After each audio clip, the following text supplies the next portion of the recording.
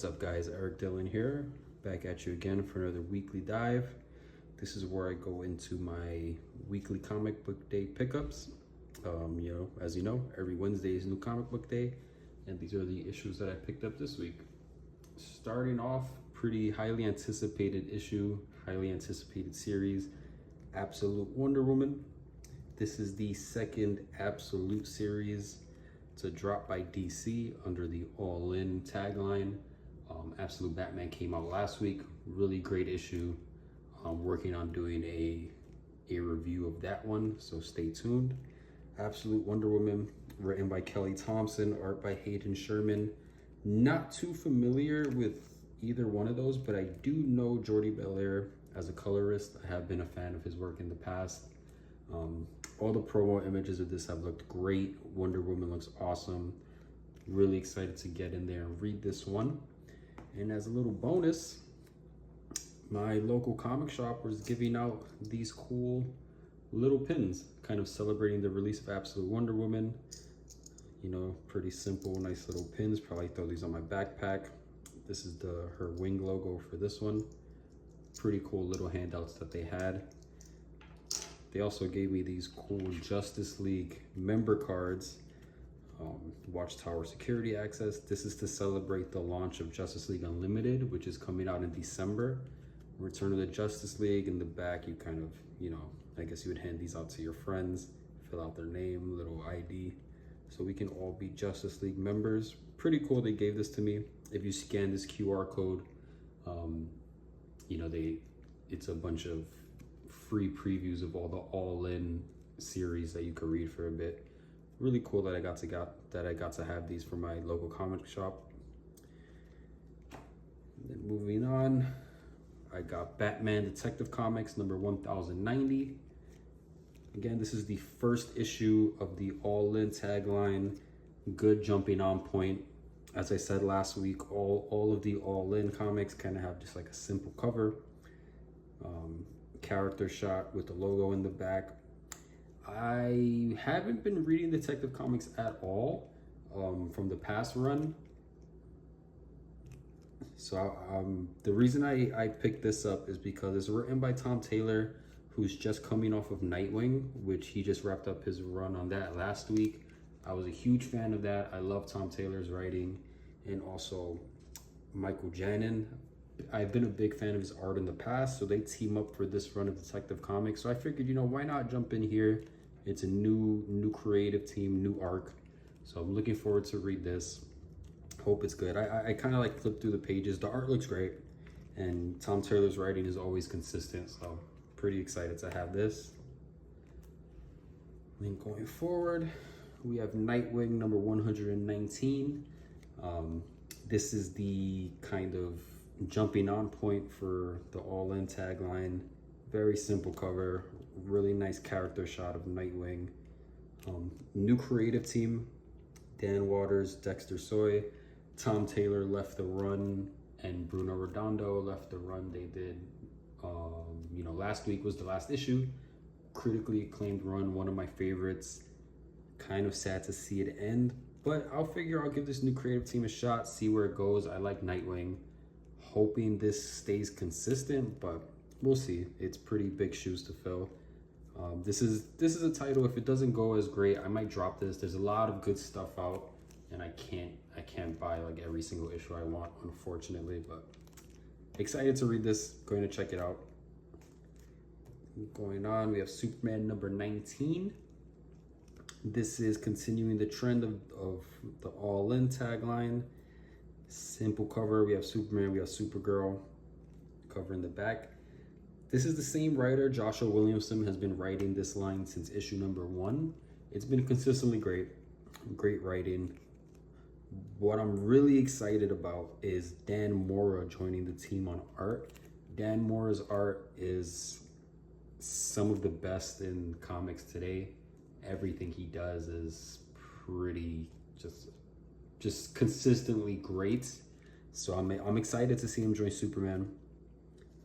Really excited to see him on this book with Joshua Williamson. As this line has been consistently great since issue number 1. Highly recommended. This is a good jumping on point, I would assume. Haven't read it yet, but pretty excited for it.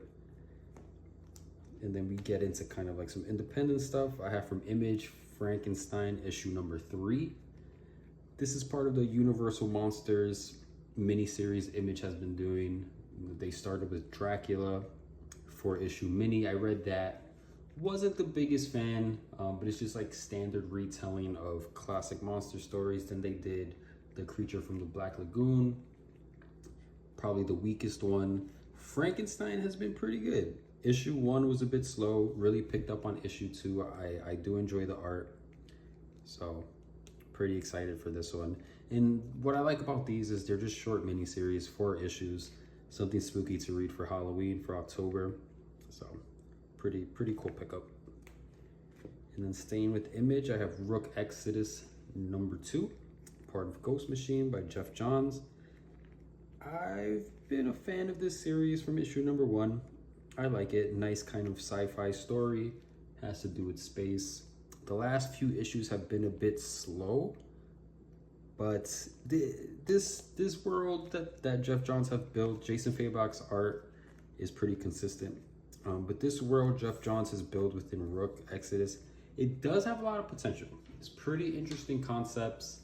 I do like animals. This has to deal with animals.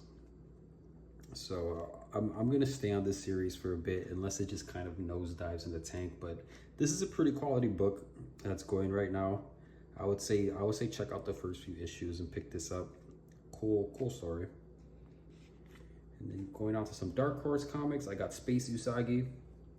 I'm a huge fan of Usagi Yojimbo. Just recently this year, they left the creative team, Stan Sakai. It was published by IDW Comics. I guess their contract ended. They're back on Dark Horse Comics where they began. This is White Start Rising number 1 of 3. They've been doing kind of mini-series ever since they've got back to Dark Horse Comics, but it is continuing the line. So Usagi Jumbo, Space Usagi, pretty cool. I love the art. I'm a big Stan Sakai fan. Oh, and back to Image, we have Void Rivals number 13. Void Rivals, this is one of the most consistent books out right now from Image. This is part of the Energon universe, which is a shared universe with their recent Transformers series, which has been critically acclaimed. I haven't read that, but I've heard good things. G.I. Joe is also an Image now, part of the same universe, and G.I. Joe has a bunch of sub-series within that. Void Rivals, written by Robert Kirkman, art by Lorenzo De Felici. Just a cool sci-fi story. Robert Kirkman's an amazing writer. His track record speaks for himself. You know, he did Invincible, he did Walking Dead. Just incredible. Big fan of this series, and it's just consistently strong. Art is consistently strong. Highly recommend this series. They reprint all the early issues all the time. I believe issue 1 is on a 10th reprint. They're not hard to find. Pick these up. This is definitely a series you're gonna want physically. Can't wait to read this issue. All right, and then we're getting into the Avengers. The Avengers number 19 by Jed MacKay. This has been a cool series since it started. Jed MacKay's a cool writer. He writes a few series for Marvel at the moment. The Avengers is good. I like the team. I believe this has a new artist on it, Farid Kurami. They weren't the artists for the first 18 issues, but the cover's cool. Cool action shot. I'm assuming this has something to do with Doctor Doom. Looking forward to reading this. Hoping this stays consistent. Storm is on the team now. Storm joined the Avengers, I want to say 2 issues ago. I think she's a great addition now that Thor has left the team. She picks up the slack for that quite nicely, and I think she fits in good. There's a cool dynamic with her and Black Panther. Of course, they have a dating history. It's a great lineup of Avengers. Good series. I would highly recommend the series. Staying with Marvel, we have X-Men number 5. X-Men number 6 by another one by Jed MacKay. This series has been, you know, not the most consistent so far. I like the lineup. This is a cool cover. Anything with magic on it, I'm a big fan of Magic. And yeah, Natho Diaz did the art on this. Okay, covered by Ryan Stegman. That was what was confusing me. Ryan Stegman did the art for the first 5 issues, but he's staying on the cover for this one, so the covers are consistent. And the art's not bad on the series overall. I just want the story to pick up a bit, but I do like this series. All right, so then going with that, I picked up an issue from a series I don't follow too closely, Spider-Boy number 12. I did read the first maybe 6 issues I picked up, and then I kind of dropped it. I do like Spider-Boy as a character. I know a lot of people don't, like him, don't appreciate him, find him stupid. They think there's too many Spider characters to begin with, which I can understand where they're coming from. The reason I picked this up is this is looking like a first appearance of a new character, Spider-Girl. And I got this Mark Bagley variant cover. I usually don't do variants. I usually like to stick with cover A, but I don't know, something about this one was cool. Mark Bagley art always brings me back to kind of like a more nostalgic period of Spider-Man. And I'm a big fan of Dan Slott's writing. Dan Slott has written some of the best Spider-Man in the past maybe like 20 years. He did Superior Spider-Man back in the 2010s, and huge fan of that. Interested to read this. I wonder if this is in fact the first appearance of this character, or maybe it was issue number 11. I might backtrack and pick that up, but I thought this variant was cool. I'm hoping this is a good issue. All right, and then Scarlet Witch number 5. I'm not too crazy about this series so far. I picked up the first 4 issues just because I haven't been following Scarlet Witch, to be quite honest. And Steve Orlando's been on this line for quite a while, so I figured there's some consistency. I thought this cover was cool. It's obviously a team up with Wanda and Daredevil. They're on a spooky subway train. We're in spooky season, so this is very on theme. I might drop this series depending on how the next few issues go. I haven't been the biggest fan of the first 4. What I do like about the series is they make Steve Orlando portrays Wanda to be super powerful, as she should be, honestly. So I'll check this out, and I'm a little on the fence going forward. I do like the layout of this cover, the numbering right in the bottom corner. I wish more comics did this sort of playing around with the layout, the format. It's cool. Very cool cover on that. The more I look at it, very, very moody. Daredevil looks cool. Excited to read that. Okay, and then last but not least, we have the new Iron Man number 1. This is a relaunch, new Iron Man volume, different creative team. Spencer Ackerman is the writer, Julius Ode is the artist. I don't know too much about either of them, honestly. I just picked this up because it's a jumping on point, new number 1.